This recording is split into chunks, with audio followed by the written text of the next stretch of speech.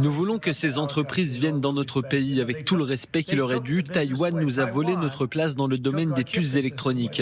Nous avions Intel, nous avions ces grandes entreprises qui réussissaient si bien et elles nous ont été enlevées. Et nous voulons récupérer ces activités, nous voulons qu'elles reviennent aux États-Unis. Alors, avant quand même d'entrer avec vous, Sylvia, dans les détails, je voudrais un petit tour de table sur cette déclaration du président. Grosso modo, si je comprends bien, mais je peux me tromper, si vous ne nous donnez pas ce qu'on veut, si on ne récupère pas de l'argent, eh bien vous vous débrouillerez avec les Chinois. C'est absolument ça le message. Le problème, c'est que si Taïwan accède à la demande américaine, une fois que les États-Unis auront obtenu ce qu'ils veulent, ils ne sont pas tenus de continuer à soutenir Taïwan face à la Chine. Donc, comme les Ukrainiens. Absolument, voilà. Le modèle existe. Déjà. Réaction. Alors il avait fait à peu près la même déclaration dans les dernières semaines de la campagne. C'était un peu passé sous le radar parce qu'il y avait beaucoup trop d'autres choses, mais il avait fait à peu près la même déclaration et effectivement on est sur la même dynamique que l'Ukraine. C'est d'autant plus dommageable que pendant ce temps-là, en fait, la Chine justement montre les muscles. Elle fait des tirs on va dire au but réel avec sa marine au large de l'Australie, au large de Taïwan. Ils ont coupé des câbles de communication au large de Taïwan il y a quelques semaines.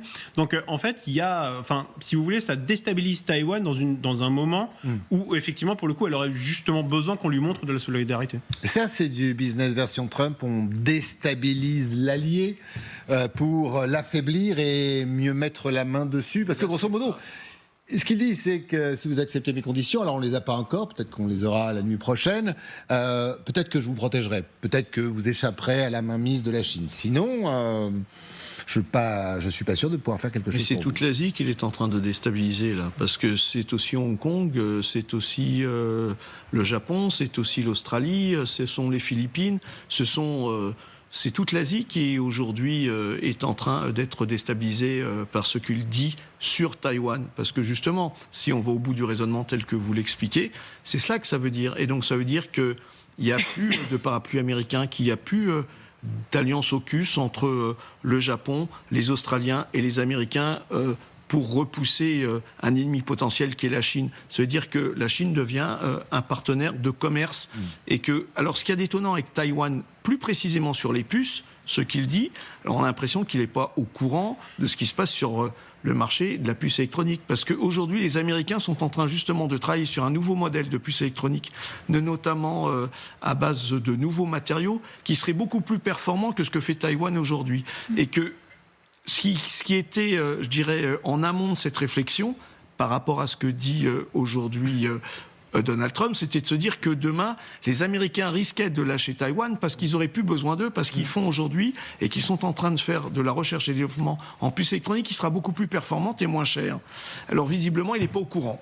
Alors, on verra également que les Américains ont déjà commencé le pillage parce qu'il y a pas mal d'entreprises qui étaient basées à Taïwan, qui ont été implantées aux États-Unis. Alors, Sylvia, après les oligarques tout à l'heure, on va continuer business avec et grâce à vous.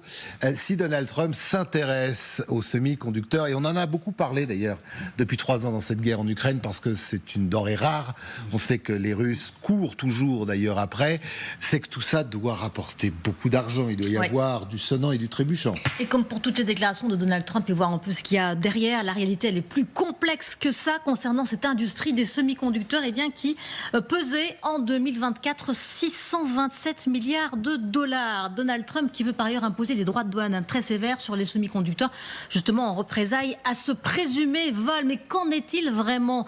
Taïwan est effectivement le premier producteur mondial de ces puces, mais elle ne l'est pas devenue en volant l'activité américaine. En réalité, explique un expert interrogé par l'Express, les États-Unis ne voulaient plus avoir d'usines sur leur sol, des choix qui ont été faits dans les années 90, une époque plus apaisée, mondialisée. Ne pas avoir d'usine était plutôt valorisé et les entreprises américaines ont choisi d'externaliser la production des semi-conducteurs en Asie où la main-d'œuvre était moins chère et pour se concentrer elle-même sur le design de ces puces. Au final, nous explique cet expert, l'industrie des semi-conducteurs taïwanaise est une construction des États-Unis, mais aussi des Japonais, qui ont envoyé beaucoup de leurs sociétés, de leurs usines à Taïwan, cela dans un objectif de baisse de coûts. Taïwan qui a par conséquent pris une avance technologique considérable, laissant les autres puissances quelques 10 années en arrière. Alors, Biden a déjà essayé, donc Trump se met dans les pas de l'ancien président, ou il veut faire mieux ?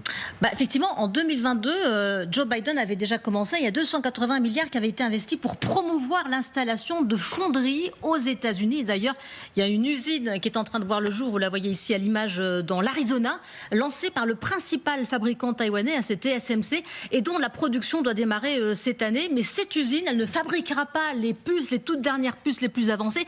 Et surtout, ce sont des travailleurs taïwanais qui seront sur place, d'où la fureur de Donald Trump qui réclame plus de transferts technologiques. Taïwan, on vient de le dire, qui est au centre d'intérêt géopolitique entre la Chine et les États-Unis. En menaçant Taïwan, Washington prendrait-il le risque que la Chine mette la main également sur cette industrie des semi-conducteurs ? On rappelle que l'île, elle fournit 90% des puces les plus avancées. En attendant, Taïwan donne des gages. Je vais vous montrer un extrait de ce qu'a dit le président Lai Ching-te il y a quelques jours en réponse à Trump. Dans le même temps, nous renforcerons la coopération entre les États-Unis et Taïwan dans le domaine du développement des technologies et de la fabrication des semi-conducteurs de pointe. Nous travaillerons ensemble pour maintenir l'ordre sur le marché des semi-conducteurs, façonnant ainsi une nouvelle ère de partenariat économique stratégique entre les États-Unis et Taïwan. Voilà, nouvelle ère, nouveaux investissements aux États-Unis, mais aussi dans l'intelligence artificielle au Texas. Vous savez quoi ? Pendant ce sonore, j'imaginais Volodymyr Zelensky. C'est exactement la même chose. Donc ça veut dire que le président taïwanais, peut-être dans quelques semaines ou dans quelques mois, lui aussi sera convoqué à Washington et devra signer un accord de partenariat pour espérer sauver sa peau et celle de son peuple. Mais là encore, sans garantie de sécurité, sans doute. Voilà, c'est tout l'exemple ukrainien qu'on voit ces jours-ci et ce qui est en train, en tout cas, d'être amorcé avec Taïwan. Mais c'est pour ça que c'est si facile, enfin, entre guillemets, pour Donald Trump de mettre beaucoup plus la pression sur ses alliés que sur les ennemis des États-Unis. C'est-à-dire que, typiquement, Taïwan et l'Ukraine sont dépendantes des États-Unis, en tous les cas pour leur sécurité, un petit peu aussi les Européens. Et donc, c'est beaucoup plus facile de leur tordre le bras en disant, finalement, si vous faites rien ou si vous n'allez pas dans mon sens, je vous coupe les vivres et débrouillez-vous, que d'aller voir Vladimir Poutine ou Xi Jinping pour faire la même chose. Parce que, pour le coup, déjà, ce sont des gens qui adoptent les mêmes stratégies de négociation et qui en plus ça pourrait tout à fait renvoyer Donald Trump dans son propre camp. Donc le problème c'est que ce genre de démarche elle a une certaine limite. Au bout d'un moment les Taïwanais, les Ukrainiens etc. vont prendre de plus en plus leur autonomie vis-à-vis de Washington qui n'est plus un allié fiable, voire même peut-être plus un allié du tout. Donc en fait ce qu'on risque de voir finalement dans le monde entier je pense qu'on commence déjà un petit peu à le voir, c'est de voir probablement des États qui se regroupent, alors soit de façon totalement autonome, soit avec d'autres États de la région, pour justement, on risque peut-être de voir une archipélisation en fait du monde où il y aura un groupe d'États qui aura probablement la puissance atomique et qui dira voilà, désormais on fait notre business comme on l'entend et il n'y aura plus du tout d'alliance en fait. Ah, c'est peut-être on en parlera tout à l'heure, mais à vous écouter, c'est peut-être une opportunité pour l'Europe. Si on arrive à se mettre un coup de pied aux fesses et à bouger vite, on pourrait peut-être agréger des ex-alliés des États-Unis qui veulent se mettre sous une protection fiable cette fois. Et justement, c'est ce que vous disiez tout à l'heure, c'est-à-dire que la question de l'archipélisation du monde, ça crée l'incertitude du monde, c'est ça qu'il faut se rendre compte. C'est-à-dire que plus d'alliances, plus de certitude, plus de garants en termes économiques, plus de garants en termes sécuritaires, plus d'alliances du tout. Ça veut dire que c'est la loi du plus fort. Et la loi du plus fort, automatiquement, ça crée de l'incertitude. Et l'incertitude, ça fait la pauvreté des peuples. Parce que ça veut dire que ça génère la guerre. Je veux dire, parce que quand le deal n'aboutit pas, ça crée des mécontentements et ça crée la guerre.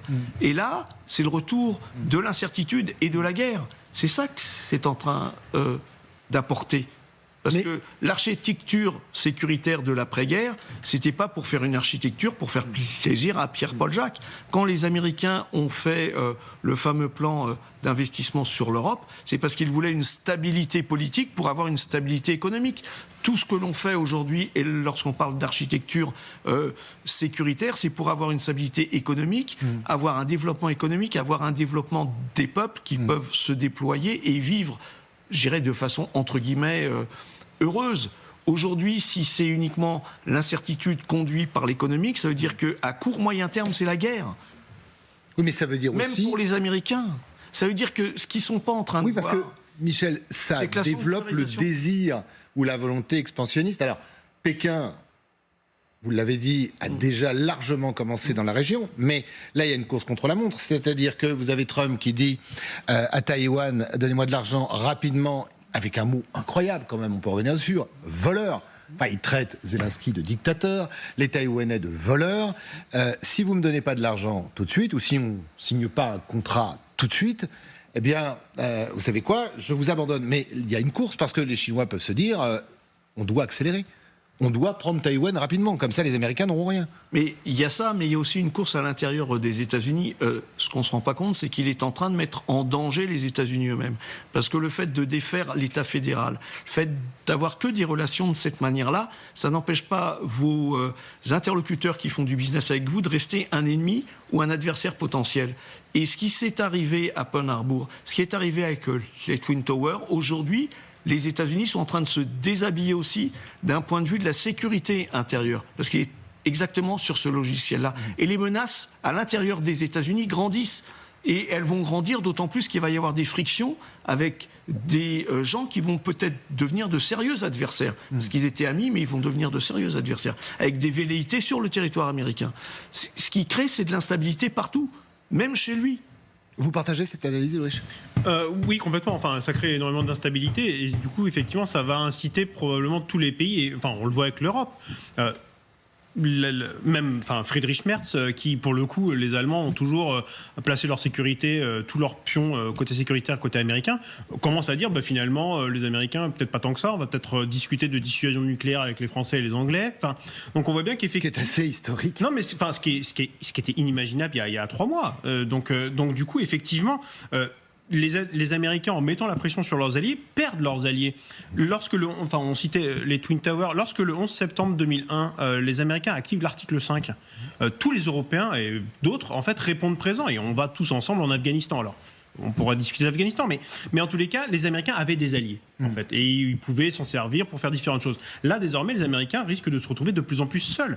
Avec des gens qui utiliseront les mêmes méthodes que Trump et son administration, c'est-à-dire, je peux t'aider, mais paye, en fait. Donc, oui, mais alors là, on est devenu dans un monde de mercenaires. Oui. Comme il fut un temps où, quand vous vouliez faire la guerre à un ennemi, dans les grandes guerres qui ont secoué notamment le monde, mais notre pays, vous preniez des mercenaires, qu'on appelait des Suisses, mais il y en avait d'autres, bien évidemment, et vous alliez combattre. Oui, mais c'est le détricotage du monde et de ces instances qui permettaient justement de pouvoir être en désaccord, mais de trouver des points de vue qui pouvaient être convergents. Là, le seul point de vue qui est convergent, c'est le mercantilisme. C'est j'achète ou vous devenez un adversaire, voire un ennemi. Donc oui, ils sont en train de tout détricoter. C'est-à-dire qu'il n'y a plus de valeur. La seule valeur qui reste, c'est la valeur marchande. Donc je dirais que on se retrouve presque au XVIe siècle avec les conquistadors. Sauf que les conquistadors, ils avaient quand même une idée, c'était donner une grandeur à l'Espagne d'un point de vue culturel, d'un point de vue économique, etc. Là, je ne sais même pas si les Américains, aujourd'hui qui vivent aux États-Unis, vu ce que l'on voit aujourd'hui, vont vraiment en bénéficier. C'est ça le problème aussi. Qu'est-ce qui pourrait faire que la machine s'enraye ? Ce qui m'intéresse dans ce que vous disiez, entre autres, il y a plein de choses, mais c'est le danger pour Trump ou pour l'administration de Trump peut venir de l'intérieur. C'est-à-dire que... Mais parce que les États-Unis... Il y a un sale coup, c'est-à-dire un nouvel allié de ces dernières semaines ou de ces prochains mois deviennent un ennemi. Que les adversaires et les ennemis des États-Unis ne désarment pas. Vous croyez qu'aujourd'hui, le terrorisme international va désarmer vis-à-vis des États-Unis, que les fondamentalistes révolutionnaires islamiques vont désarmer, que les Russes, qui eux-mêmes sont aujourd'hui aux États-Unis avec plein d'autres adversaires, vont désarmer? Ça n'empêche pas. Ils vont faire du business, mais ils vont continuer aussi leur travail de sape des États-Unis, parce qu'il reste quand même un adversaire potentiel. Est-ce qu'on peut lutter contre les États-Unis, contre cette forme, en tout cas, d'expression et d'attitude?